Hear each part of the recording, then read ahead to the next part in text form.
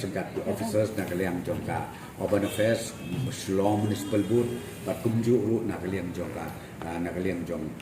jongka revenue nilai song nilai keren ni athirba ya ka hakabide bat ka jaka ka bangin sna ya kaneka quarter jom kini ki perlok jomi ki basa antai hapo harijan koloni kebengong hapo yo molong dia minta kasih nilai sim ya karai bat kata karai kelomba ya ka quarters jomki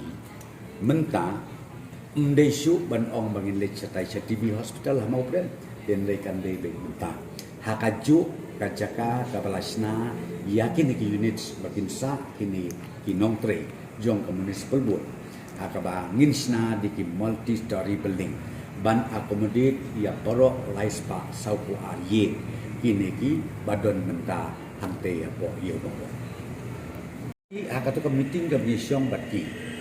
ngatrai bikin ma ba mengkong ke ba kiru ki menjur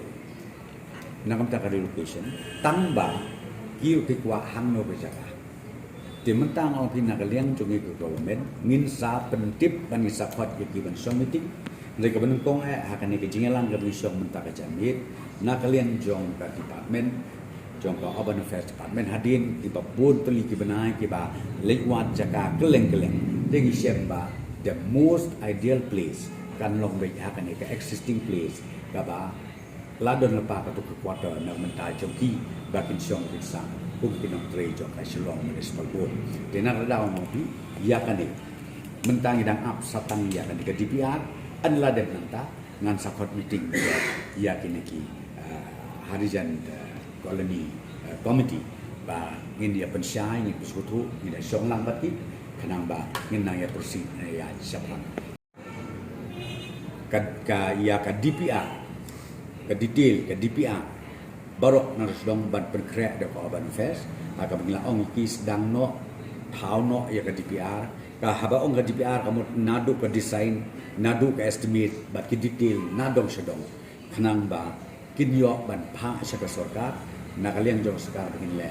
ya ka bedon kata kede ka bangi sim ya karai menta ka jabit ba ngakan men scam ba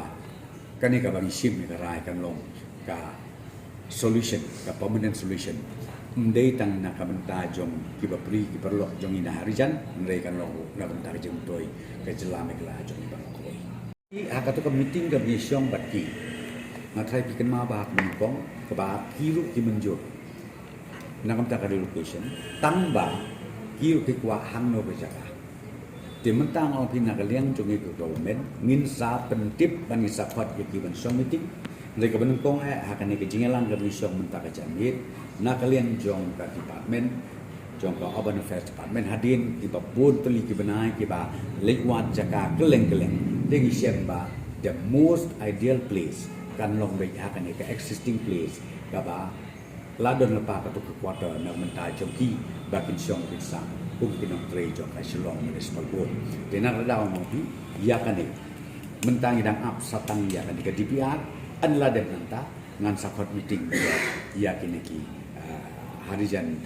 koloni committee ba ngin dia pensyai ni pisutu ni da syong lang bati kanang ba ngin nang ya kursi ya siapa ya kan ke jemu Patu nila mo nang bakon